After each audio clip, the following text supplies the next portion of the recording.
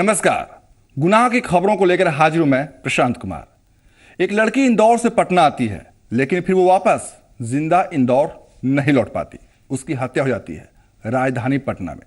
दिखाएंगे इंदौर से लेकर पटना तक की पूरी कहानी।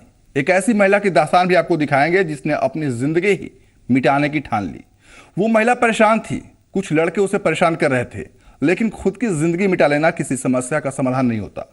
आपको उस परेशानी से, उस मुसीबत से संघर्ष करना चाहिए, मुसीबत का मुकाबला करना चाहिए। समाधान का रास्ता तभी निकलता है जब आप चट्टान की तरह मुसीबत के सामने खड़े होते हैं। दिखाएंगे पूरी खबर और गुनाह की बड़ी खबरें भी होंगी आपके सामने। बने रहिए हमारे साथ, देखते रहिए आपका अपना शो पूर्व क्रम स्पेशल।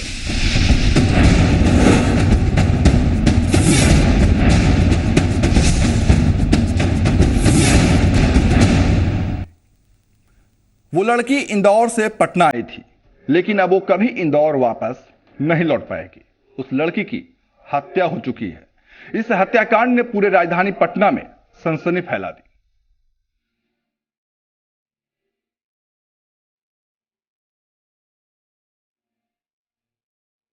अस्पताल में पड़ी सृष्टि की सांसें अब थम चुकी हैं। उसकी धड़कनें बंद हो गई हैं। सृष्टि मध्य प्रदेश के इंदौर से चलकर पटना आई थी, लेकिन तब उसे मालूम न था कि वो फिर कभी वापस इंदौर नहीं लौट पाएगी। पटना में ही वो अपने जीवन की आखिरी सांसें लेगी। मिल रही जानकारी के मुताबिक 23 साल की सृष्टि सोमवार को पटना से इंदौर के लिए होटल से निकली थी। सुबह का वक्त था।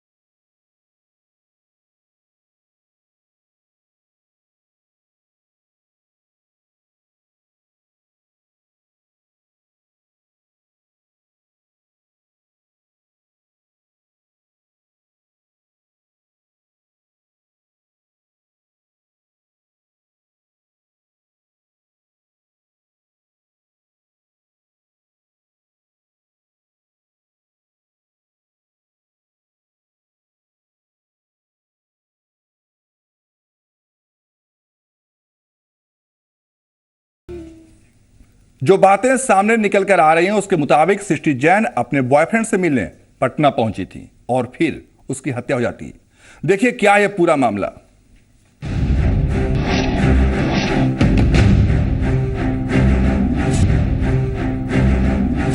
उम्र 23 साल, नाम सृष्टि जैन। 23 जनवरी की सुबह सृष्टि जैन इंदौर से पटना पहुंचती है। पटना पहुंचने के बाद सृष्टि होटल मनी इंटरनेशनल पहुंचती है। आपको ये भी बता दें कि होटल मनी इंटरनेशनल जक्कनपुर थाना के ठीक सामने है। सृष्टि ने होटल मनी इंटरनेशनल के कमरा नंबर 105 को अपना ठिकाना चुना। मिल रही जानकारी के मुताबिक होटल के कमरा नंबर 106 में रजनीश सिंह अपने दोस्तों के साथ पहले से ठहरा हुआ था। कहा जा रहा है कि रजनीश सृष्टि का बॉयफ्रेंड था और सृष्टि इंदौर से पटना उसी से मिलने आई थी। सूत्रों के मुताबिक 23 जनवरी को सृष्टि रजनीश के साथ बाहर घूमने भी जाती है, लेकिन फिर इसके बाद अचानक तस्वीर बदलने लगती है। मिल रही जानकारी के मुताबिक 24 जनवरी को सृष्टि को वापस इंदौर लौट जाना था, लेकिन किन्हीं कारणों से वो लौट नहीं सकी। इसके बाद वो वापस होटल मनी इंटरनेशनल में ठहरती है और फिर अगले दिन यानी कि 25 जनवरी की सुबह सृष्टि और रजनीश के बीच विवाद होने की बात सामने आती है और इसके बाद ऑटो से ट्रेन पकड़ने के लिए निकलती है। ऑटो में अपना बैग रखकर सृष्टि कुछ दूर ही गई थी कि बाइक सवार दो लोग सामने आते हैं और फिर बड़े ही नजदीक से सृष्टि जैन को गोली मार दी जाती है। सृष्टि के जिस्म में 4 गोलियां उतार दी जाती हैं और उसके बाद अपराधी मौके से फरार हो जाते हैं। इस हत्याकांड के बाद पूरे इलाके में सनसनी फैल जाती है। पुलिस की टीम भी घटनास्थल पर पहुंचती है और छानबीन शुरू कर देती है। ये वारदात पुलिस पर भी सवाल खड़े कर रही थी। दिन दहाड़े एक युवती को गोली मार दी जाती है और अपराधी बड़े आराम से फरार हो जाते हैं। वो भी तब जब अगले ही दिन गणतंत्र दिवस मनाया जाने वाला है और कड़ी सुरक्षा व्यवस्था का दावा पुलिस करती है। ऐसे में इस हत्याकांड ने पुलिस की नींद भी उड़ा दी है। हालांकि पुलिस ने दावा किया है कि आरोपियों को जल्द ही गिरफ्तार कर लिया जाएगा। दुर्भाग्यपूर्ण है, परंतु क्राइम को पूरी तरह से एलिमिनेट कर देना संभव नहीं है। हम लोग प्रयास करते हैं हमेशा। ये दुखद घटना है, परंतु इसमें हमारे पास महत्वपूर्ण सुराग आ गए हैं और जिसने भी ये घटना की है बहुत जल्द वो पुलिस की गिरफ्तार होगा। अब पटना पुलिस हत्यारों की तलाश में जुट गई है, पहचान लेने का दावा भी कर रही है। लेकिन पुलिस हरकत में तब आती है जब अपराधी वारदात को अंजाम दे चुके होते हैं। देखते हैं कि पुलिस सृष्टि जैन के हत्यारों को कब तक गिरफ्तार कर पाती है। सिद्धार्थ के साथ ब्यूरो रिपोर्ट, जी मीडिया, पटना। पुलिस ने होटल के सीसीटीवी फुटेज को भी खंगाला। सीसीटीवी फुटेज में सृष्टि और उसके साथ एक लड़का भी दिखाई दे रहा है। पुलिस उस संदिग्ध की तलाश में जुट गई है।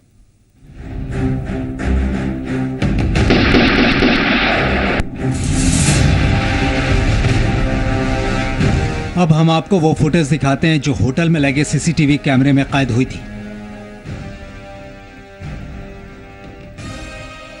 आप सीसीटीवी फुटेज में देख सकते हैं कि होटल के दरवाजे के पास सृष्टि जैन खड़ी है और उसके साथ एक लड़का भी खड़ा है। कहा जा रहा है कि यही लड़का रजनीश है, जिसे कथित तौर पर सृष्टि का बॉयफ्रेंड भी माना जा रहा है। इन दोनों के बीच कुछ देर तक बातचीत भी होती है।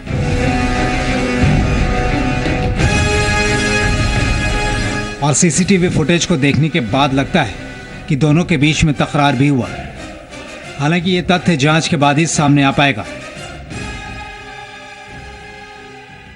पुलिस की माने तो सृष्टि पटना शादी की वजह से आई थी। पुलिस ने यह भी माना है कि सृष्टि जिस होटल में ठहरी थी उस होटल में रजनीश यानी कि सृष्टि का कथित बॉयफ्रेंड भी ठहरा हुआ था। पुलिस ये भी मानकर चल रही है कि इस हत्याकांड के पीछे सृष्टि के कथित बॉयफ्रेंड का ही हाथ है। उसी ने गोली मारकर सृष्टि की हत्या की। फिलहाल पुलिस पूरे मामले की जांच कर रही है। मामला क्या है? देखिए, एक लड़की की हत्या हुई है। लड़की की पहचान इंदौर निवासी सृष्टि जैन के रूप में हुई है।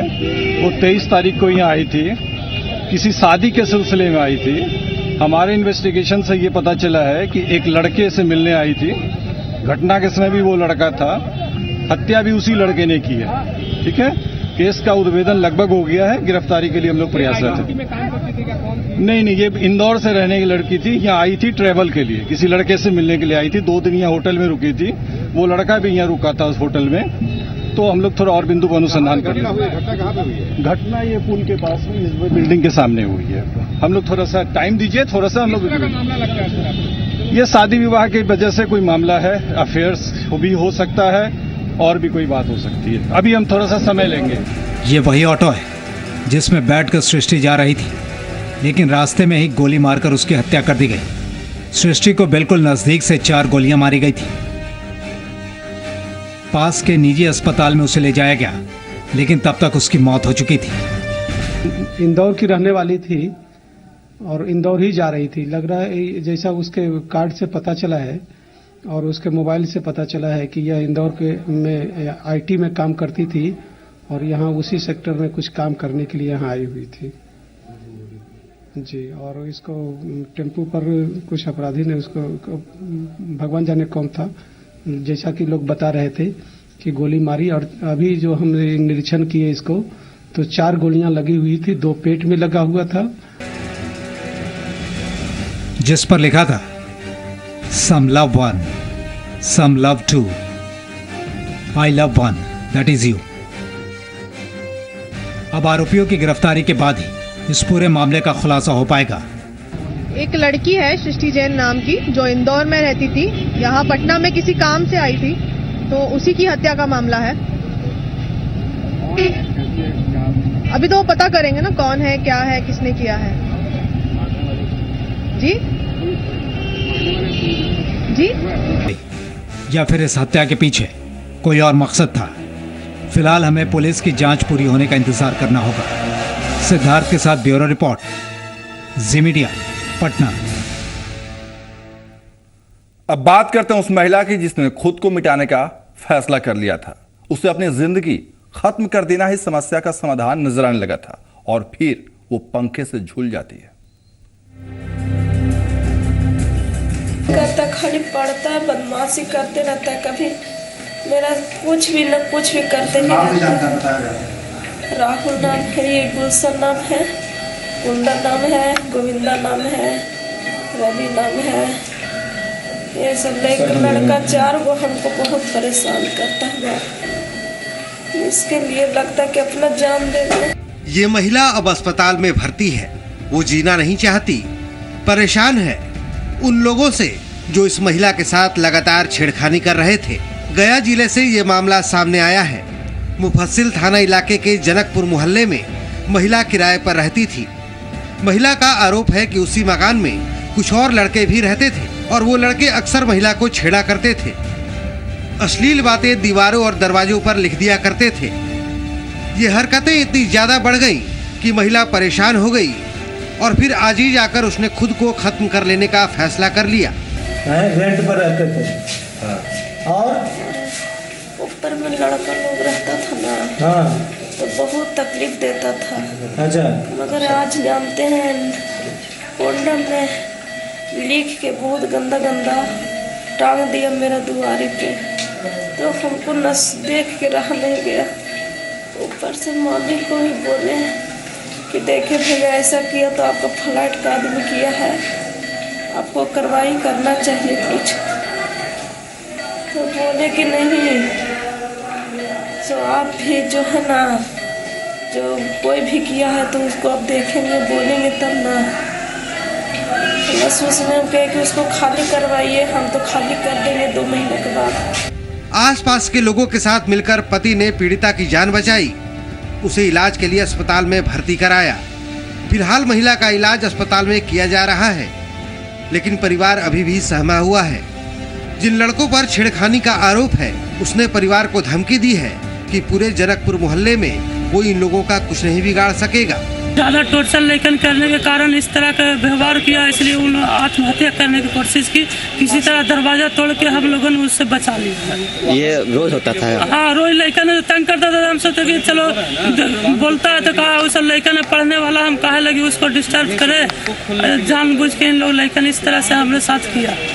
कौन लड़का लोग कहाँ का? कुंदन है नाम है, वो के नीरज, एगो के गोविंदा।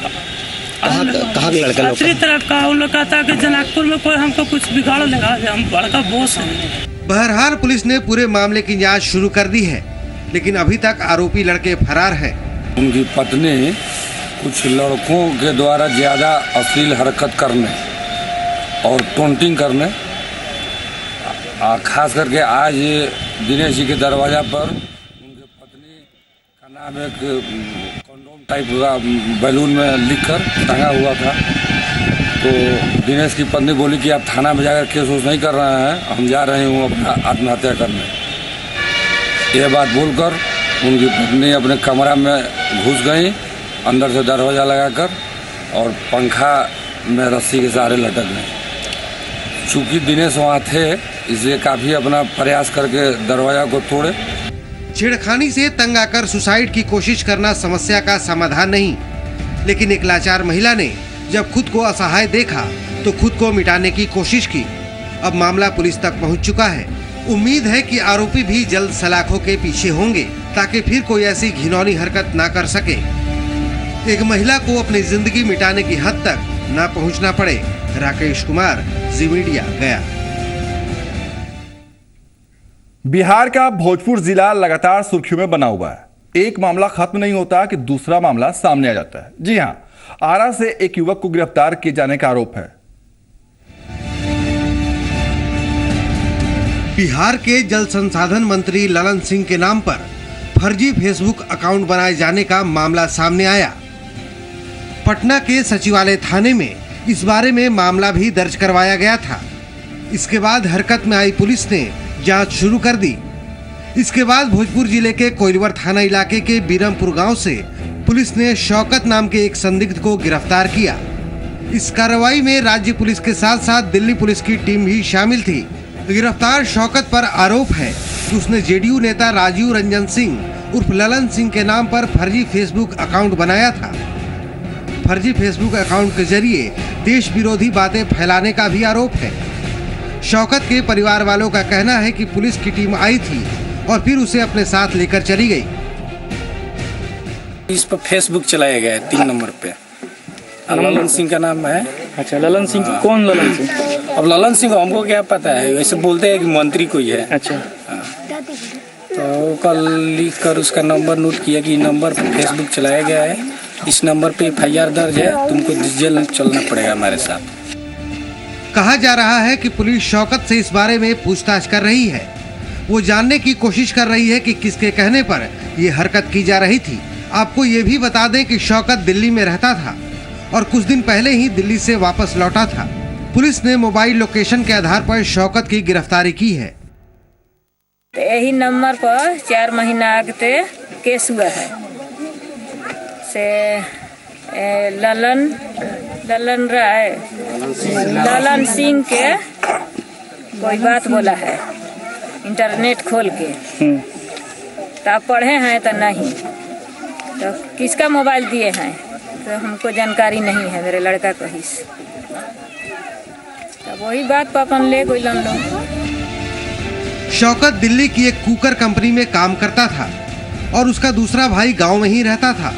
कहा जा रहा है कि शौकत के भाई की शादी अप्रैल में होनी थी और उसी की तैयारी के सिलसिले में शौकत भी अपने गांव आया था, लेकिन वो चढ़ गया पुलिस के हत्थे। खास बात यह है कि भोजपुर जिले से पिछले कुछ महीनों में देश विरोधी गतिविधियों में शामिल होने के कारण कई गिरफ्तारियां हो चुकी हैं। मनीष कुमार, जी मीडिया, भोजपुर। शुरू करते हैं गुनाह की नजर में। रांची में चोरों का उत्पात थमने का नाम नहीं ले रहा है। चोर अब भीड़ भाड़ वाली जगहों को भी अपना निशाना बनाने में लगे हैं। घर दुकान के बाद चोरों ने मंदिर को निशाना बनाया है। अपर बाजार के कला संगम दुर्गा मंदिर में चोरी हुई है। मंदिर से कीमती आभूषण और 8 से 10 हजार रुपयों की चोरी की गई है। एक अनुमान के मुताबिक चोरों ने 4 लाख रुपए के सामान पर अपना हाथ साफ कर दिया। नक्सलियों की चेतावनी और आतंकी संगठन ISIS की धमकियों के बाद कटिहार रेल मंडल से गुजरने वाली सभी ट्रेनों की सुरक्षा बढ़ा दी गई है। पुलिस यहां से गुजरने वाली ट्रेन की तलाशी ले रही है। रेल पुलिस के जवान इस सर्च ऑपरेशन में डॉग स्क्वाड की भी मदद ले रहे हैं। आपको बता दें कि उत्तर पूर्व रेलखंड से जुड़ने वाली सबसे महत्वपूर्ण रेलवे स्टेशन में कटिहार भी शामिल है। कटिहार से जोगबनी तक का सफर काफी जोखिम भरा माना जाता है। खुफिया एजेंसी के अलर्ट के बाद रेल पुलिस विशेष तलाशी अभियान चला रही है। मुजफ्फरपुर रेल पुलिस ने ट्रेन में यात्रियों से लूटपाट करने वाले 9 डकैतों को गिरफ्तार किया है। इन डकैतों को मोतिहारी जिले के अलग अलग इलाकों से गिरफ्तार किया गया। रेल SP BN झा के मुताबिक ये अपराधी मुजफ्फरपुर, समस्तीपुर सहित कई जिलों में ट्रेन यात्रियों से लूटपाट किया करते थे। जिला क्षेत्र के विभिन्न थाना क्षेत्र से 8-9 अपराध कर्मियों को हम लोगों ने 24 घंटे का अभियान करके और 9 अपराधियों को पकड़ा है। ये वर्षों से यात्रियों के साथ यात्रियों का पकड़मारी, टैक्सी लिफ्टिंग, समय पड़ने पर लूट, समय पड़ने पर डकैती, समय पड़ने पर हिंसा करते रहे हैं। गुनाह की अगली खबर पलामू से है, जहां चैनपुर थाने में चंदो चैनपुर रोड के पास 2 शव मिलने से सनसनी फैल गई। पुलिस तफ्तीश में दोनों शवों की शिनाख्त चंचल पासवान और कमलेश पासवान के तौर पर की गई है, जो उग्रवादी संगठन JJMP के सदस्य बताए जाते हैं। पुलिस के मुताबिक चंचल एरिया कमांडर जबकि कमलेश पासवान कमांडर था और दोनों मौसेरे भाई भी थे। पुलिस ने बताया कि आपसी रंजिश में दोनों की गला दबाकर हत्या कर दी गई। दोनों के खिलाफ करीब आधा दर्जन केस थानों में दर्ज है। एक बार फिर कोर्ट की सुरक्षा में सेंध लगी है। मोतिहारी सेशन कोर्ट से 2 कुख्यात कैदी फरार हो गए। कैदियों ने सुरक्षा में तैनात सिपाही को घायल कर दिया और हथकड़ी समेत फरार हो गए। जख्मी सिपाही का सदर अस्पताल में इलाज किया जा रहा है। दरअसल मोतिहारी सेंट्रल जेल में से मोहम्मद शमीम और नवीन झा को कोर्ट में पेशी के लिए लाया गया था और शातिर तरीके से दोनों आपस में भिड़ गए। साथ ही सुरक्षा में तैनात सिपाही को बुरी तरह से घायल कर दिया और दोनों फरार हो गए। गुनाह की खबरों में आज के लिए इतना ही। कल फिर होगी आपसे मुलाकात, जहां होगी गुनाह की दुनिया की बातें। ताकि आप सावधान रहें। आप देखते रहिए जी पुरवैया, जहां खबरों का सिलसिला कभी नहीं रुकता।